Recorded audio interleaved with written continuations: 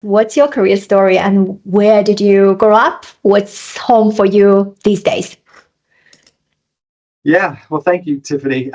So where did I grow up? So I spent most of my life growing up in the States, in a suburb outside of Chicago called Park Ridge, Illinois. But I think before that, I've lived all over the place as my father was chasing his professional dreams as an eye doctor, ophthalmologist.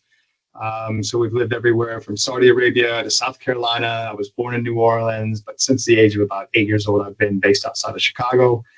And I was there until I traveled abroad and took advantage of Italian citizenship to go back to Italy to do a bit of study abroad. And in terms of my career, it's kind of followed that similar trajectory in terms of globetrotting. But for me, it's always been quite important, people and places. So I've spent the better part of 20 years in the financial services industry, spanning asset management, wealth management, and investment banking. The first half of that time was spent on active management, and the last decade has been more focused on ETFs and passive. Incredible. So where is home now for you? And home now is in London, England, or actually a suburb just outside of it called St. Albans. You have just hit a major career milestone. Can you share what is it? Sure. Yeah, very proud to share. So I'm a week away from starting at Goldman Sachs, which is funny. I've come full circle. So I'd worked at Goldman Sachs about 20 years ago in Chicago, and I've got a very privileged opportunity to help them launch their active ETF offering over here in Europe with a focus on heading up the UK. Wow. What does that mean for you to reach this full circle now? Yeah, it's come a long way. I think for me, the bit that I'm most excited about was this opportunity came through networking and staying in touch with great people that I'd worked with at BlackRock iShares. And it is a role that involves a lot of autonomy. We're building something for the very first time. We have a lot of support from the firm, a lot of commitment, and there's a lot of excitement. So I guess for me, having spent the better part of kind of 8-9 years focused on the space and learning with the industry leader in BlackRock iShares, it's how do we take what we've learned and take it to that next level and evolve it with more of a leadership role and having greater influence. And I think also having greater confidence in myself in terms of what I've seen, how I've seen this evolution, and what I think I can help deliver, both mostly for the team that we're building and but also for myself and to test myself. I remember when we met, you actually almost already got the offer.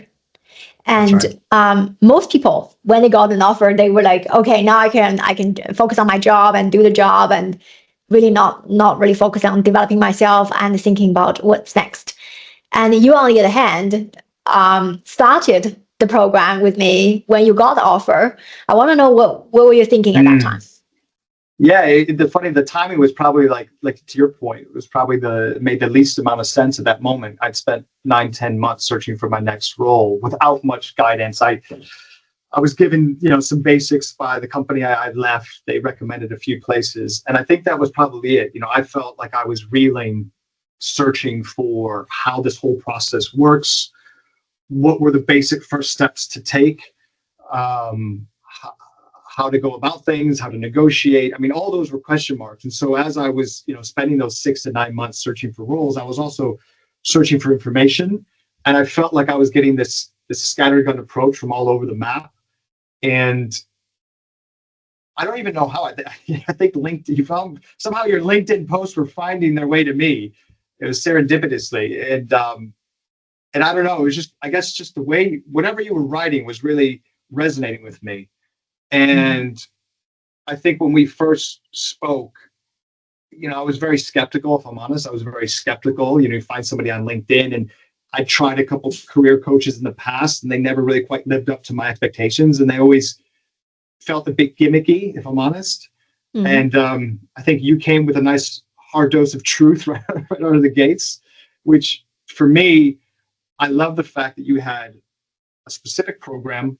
So it's something I could follow and learn on my own time. And there was a lot that went into it. And I think some of the early chapters reminded me of some of the books I was reading, some of the master classes I was watching. And so that gave me confidence that, these are a lot of the same learning lessons. And so if you've done your homework and you've been at that C-suite level, I think all of us are searching for how do we make that career jump And I just felt like with you, and the program, the 1% program, I had somebody I can almost just outsource all of that to every step of the way, that I didn't have to think about doing the research on my own anymore. And, they say time is money, but when you're in the full-time role, you don't have any time. Even when you're looking for a job, you don't feel like you have any time. And so for me, it was just comfortability. If I can learn and do the learnings and the videos on my own time, you had the worksheets that made it super easy. And we'll get back to that when it comes to negotiating or anything else. It's like, I could just, it was default. I trusted it. And then I think, again, it goes back to the network. When you're hearing other people that are going through similar things across all sorts of geographies, levels, and industries, it also makes you realize that we're all in this together. A lot of the same things we talk about, we face universally. And so it's like this whole built-in network that you get access to like this, which was very different. I didn't know that you could get career coaching, learnings, and a network all in one.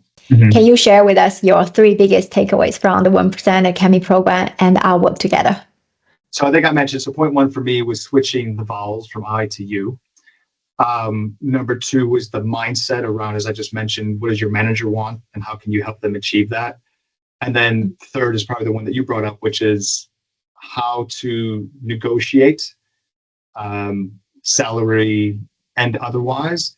And I think the whole time with the mindset of serving as a partner with gratitude. So those were the 3 things that I really tried to focus on early on and kind of throughout the program over the last 18 months. Right. Okay. Let's talk about how does that mindset of changing from I to you, your manager, what does she want, helped you in the conversation, in developing the trust, the relationship with the manager? Yeah, well, I think what you realize when you ask those basic questions is 1, the clarity that they have for themselves. So there were moments where I felt our conversations could be a lot more honest and direct, and almost allowed her to, like, almost challenging her on what her thoughts were and letting her, being quiet and patient instead of, as an American, I probably have a tendency to jump in with my opinion and my views. It was trying to relax, take a step back, ask very simple questions, and then draw out responses, and then have time to reflect on those, and then put a strategy together around how I could help, as I mentioned before, dovetail into some of those to achieve that. Otherwise, the risk is you spend so much time trying to guess at what it is that you think they want, when it's just much easier to ask. As simple as that sounds, I'd been 20 years in the industry and nobody had ever challenged me in that way. And more so, what I now see is there's several people that I work with where when you hear them speak, it's always an I. Yeah. And you notice that the leaders, it's like a maturation process in leadership. Even my own manager had told me for herself, she used to really focus on her own ability to deliver. And then when she took over this large team in the last couple of years, she really learned it wasn't about her, it was about what she was giving back and the platform she's providing others. When you hear senior leaders, they get that. And so it was almost like mentally, I felt like I had made a jump, that nobody had let me in on that secret. And how could I have gone this long in my career without even realizing such a basic thing? Yeah. And I think that's also a mentality shift, as well as transformation, going from one level to another level. What do I mean? When we're junior, when we just enter a workplace, we want to prove ourselves. And we want to show that we know how to help you, want to add value, want to contribute. And that mentality itself is much more about us. Although it is to help the others, but it's actually a very self-centered. And that's first. And second is, as you grow into more senior leadership level, it doesn't work anymore as well. As the thing gets more complex, it's not just one task, one project anymore. It's multiple stakeholders, the complexity of the organization structure, the clients you face with, you're going to face up, down, cross, multi-levels of complexities. And it doesn't work anymore if you just keep on delivering and showing what I could do, what's my idea, this is my opinion. You have your work, your success is highly dependent on others. Yes. because it's so close to home for you, in a way, I feel like you've seen this light. So you talk about it. You talk about your own career journey in the videos, and so you share with us exactly what you've just shared now, kind of your own transformation. And I always liken it to, like religiously to Moses coming down with the 10 Commandments from the mountain. So the idea is that, he goes into a cave and he figures out for himself what those 10 Commandments are. But now the hard part is how do you bring that back to a population that doesn't quite understand it and hasn't gone through the same transformational journey, to take them with you. And if you read the book A Hero's Journey, the hardest bit of the whole journey is the final bit. How do you take people along on the ride with you? And I felt like you had seen that light, and that was your purpose, to come back and help others up that mountain that nobody essentially helped Sherpa you on. But this was your chance to kind of give back and help others who are struggling with a lot of the same things. Absolutely. Because I was asking the same question, which is the wrong question. Most people come to me, and this is a question I was asking as well. How do I impress her, my manager? How do I impress this board? How do I impress this management? And that question already will set you in the wrong place, to a wrong place. Why? Because you again centered it around me. And when you have that mentality of how do I impress them? How do I impress the manager of my manager? It's already from the beginning about you. And that intention is already wrong. So you're going to go to this place and think everything about yourself, even though I know all of you are not actually thinking about you, but this question itself will drive a lot of pitch, right? And the second question is, I got a lot from many of you is, how do I do my pitch? How do I pitch myself? How do I pitch my profile? Like, how do I make a long-lasting impression? And again, that's about you. And all these questions, you never get anywhere. Yeah, you can get somewhere when you're junior, middle level, but when you get to a senior level, you're never going to win these opportunities and trust from a pitch. You don't even know what your audience wants. What are you going to pitch? Right. Well, and I think bringing it back to the network and the program, I mean, what you see when you join the calls consistently, especially from folks in maybe their first 2 or 3 calls, is they're wrestling with that. And you're very hard, I mean, in a good way, hard on them to, in a way, you don't let people get away with it, because you're not trying to be nice to cater into their ego. You're trying to make a hard point early on that you're not shifting your mindset. You think you might be, but you keep coming back to it. And that would make sense because you haven't practiced it enough yet to trust it. And then I guess the other thing is when we talk through, people will discuss what their upcoming meeting with this manager, or what they aspire to do, and who's the person that can help them, and how they're going to contact that person. And usually that person will get a 30-minute meeting if they're lucky. And then they say, well, to your point, what do I need to pitch them in that 30 minutes?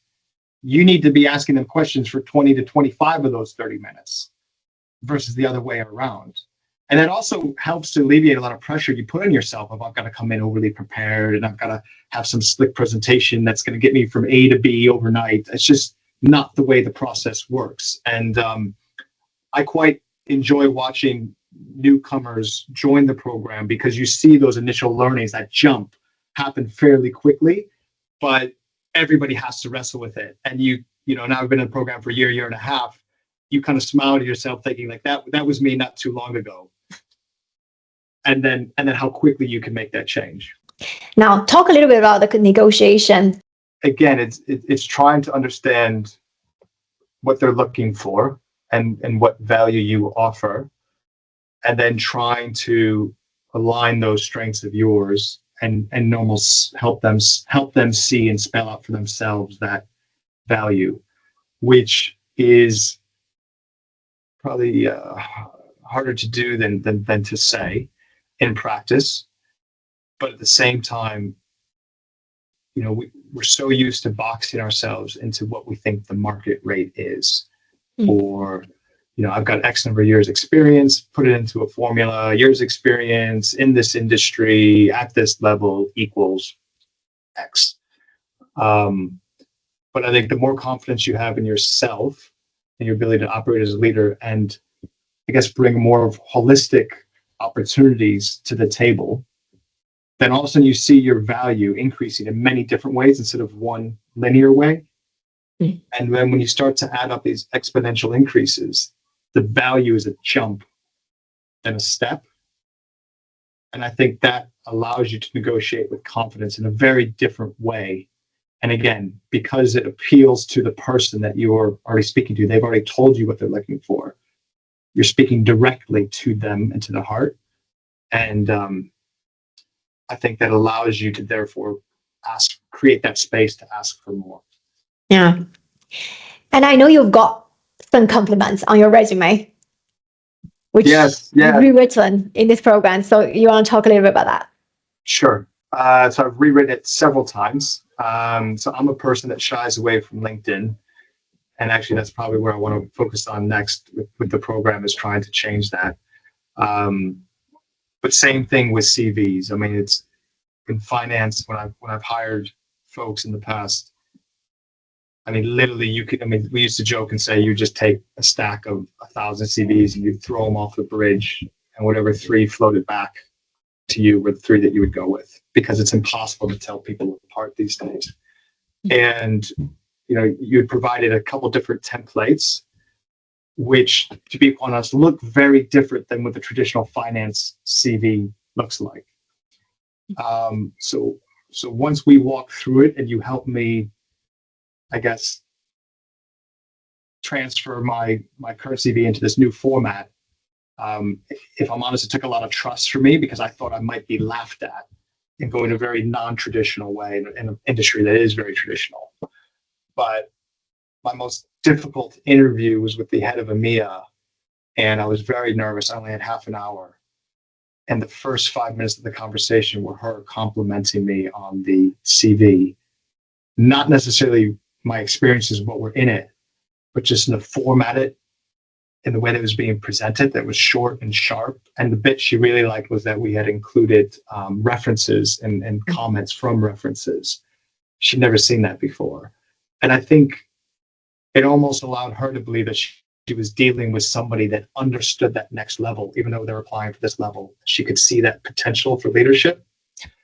So I remember calling you quite excited that I felt like all that pressure seemingly exuded out the moment that she gave me 5 minutes up front complimenting me on that, and about 15 minutes into the conversation said, "I'm going to be putting you forward, just so you know, and looking forward to working with you." So that is a game-changing moment I've never had happen in my career.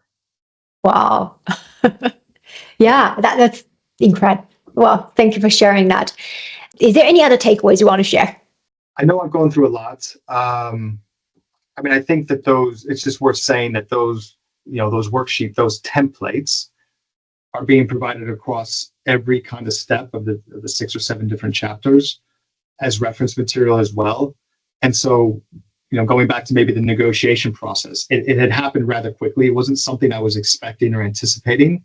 And I think in that moment, things move very fast. You're not often sure what the next step should be, how quickly, people want quick decisions from you. And so not only you being there on call to help me through that mentally, but having those resources there that I just didn't have to almost think. I trusted them almost blindly, to the point of, here's the email format. Here's what I should put. I'm going to tweak it a little bit, but 90% of it was already done for me. So just the time, instead of taking an hour and a half and then rereading and asking your friends to look over it for you, I trusted almost fully that this has been vetted, and because of the reaction I've been receiving along the way, I almost had my full support, and it just saved so much time and thinking. It allowed me to focus on the other aspects, which was, let's say, preparing for the interview or thinking about the person I was going to be meeting with and researching them, rather than putting all that focus on me.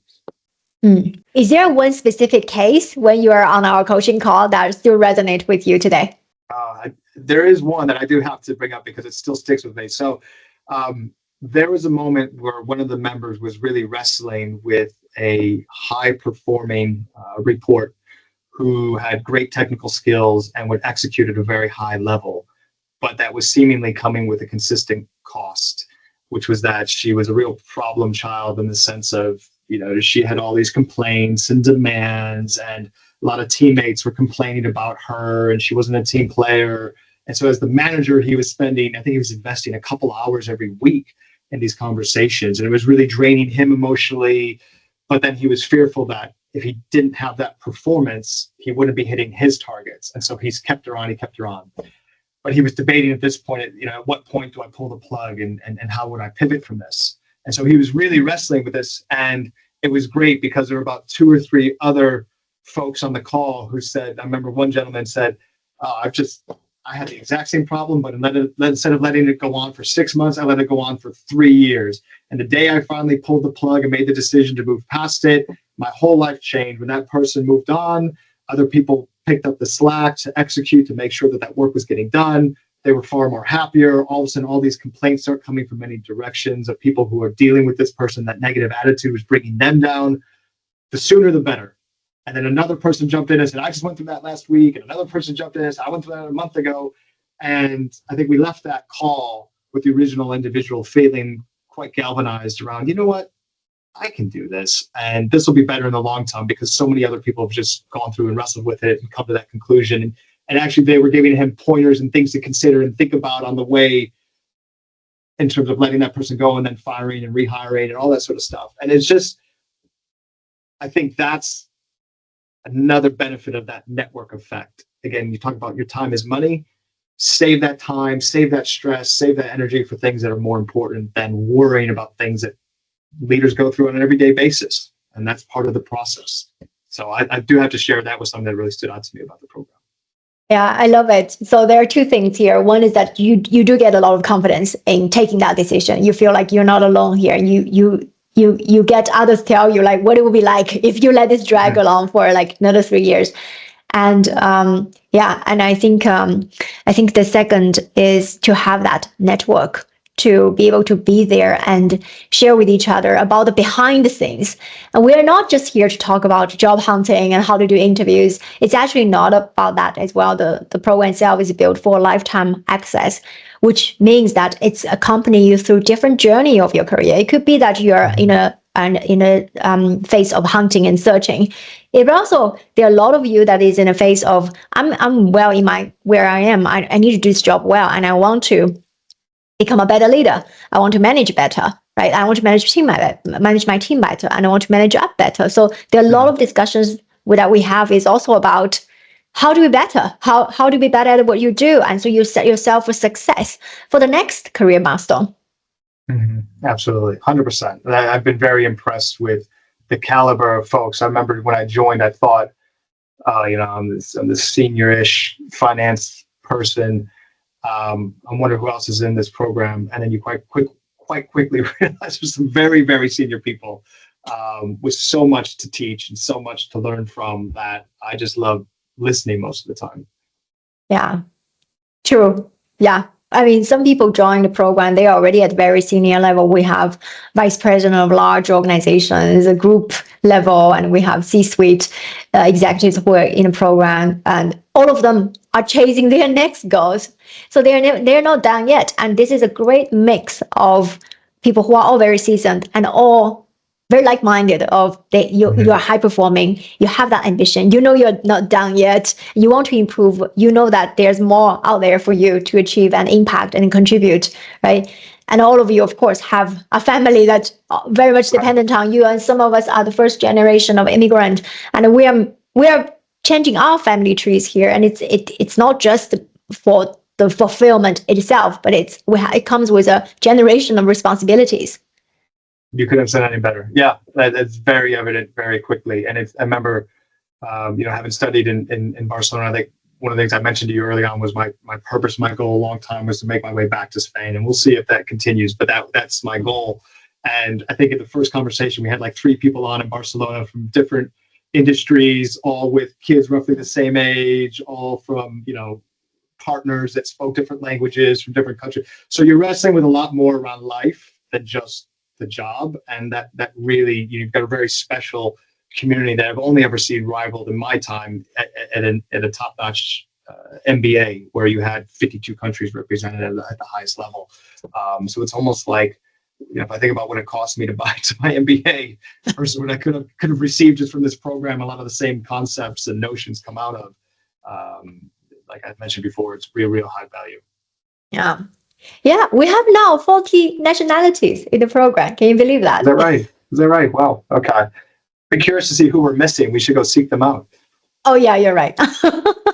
Can you talk about the return of investment in the program? The way I looked at it was, quite honestly, I'm getting access to you in this whole program. And, I've grown up, I've done my MBA, I've spent a lot of money on education throughout my life and my career.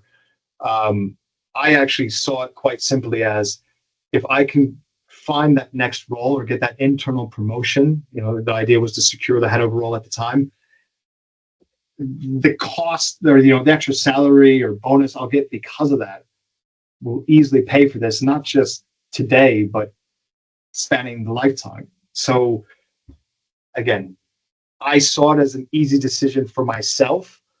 And I think that ROI has come more than fivefold easily in the first 18 months for me. So I'm sorry, Tiffany, I think I've won this negotiation, but there's a lot of value to be had. And, it's not to say that, it's like anything else. The upfront investment is always tough to kind of get your head around, but I saw it as a much longer term investment across my career.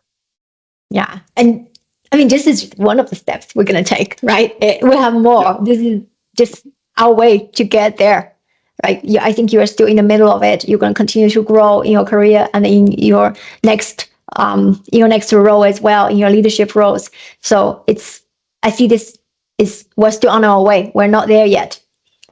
Yeah, and I tell people all the time. I mean, there's a lot of people, as you mentioned. I mean, a lot of industries are going through change, and there's a lot of redundancies. And I watch so many, great colleagues and friends and clients are all wrestling with this right now in real time. And similar to myself, there's a lot of pressure with families and mortgages and all that fun stuff. And I always advise them.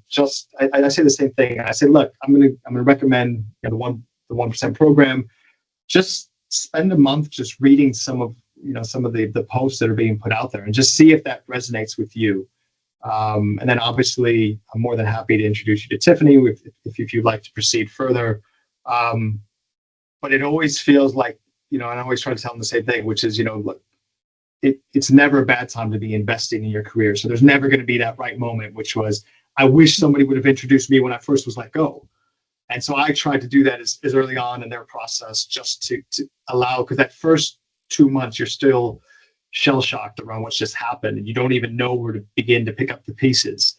And so to have a program you could just almost blindly pivot to straight off the bat, that would have saved me, honestly, 6 months, and given me a lot of direction early on in that searching process. What would you tell someone who is in the same path as you are and who is considering joining the program? Yeah, I'd say just swallow it and do it. You'll be very impressed with, as I mentioned, all the things. You'll be really impressed with the network. I think you'll have access to a lot of great material. So just cut down on the time it requires. You can get to learning instead of searching. And, I'd be remiss if I didn't say, Tiffany, in anything in life, you buy the people and you buy the relationships. And the bit I love most is that, and this is probably one of the other things I recognized early on, is I love how direct you are and in your face you are. Sometimes if you're looking in a mirror, there's somebody kind of like David Goggins style says, quit being weak, quit saying that, get up, get to work and go. But you insist that everybody comes prepared. So you have to submit your questions at least 24 hours in advance to ensure that you've thought about it. And you even ask us in that to say, well, what would your response be? Because this is not a soul searching, let Tiffany tell you the answer. This is think through it and do the proper work. Because when you show up, you've got, I always think of like the Japanese approach to time. It's like, if you hold up the train by 1 minute, you've just cost 1,000 people in a train 1,000 minutes. So come prepared, come serious, come invested, and you're going to get out what you put in and then some. So I always, again, I think that you pour your whole heart into it. You are a real human being that wants to connect and help. And that whole, again, going back to how you're feeling, having that in itself is uplifting to somebody who might not be feeling those feelings. So, so I'd say just join, experience it for yourself. And I think you'll be pleasantly surprised.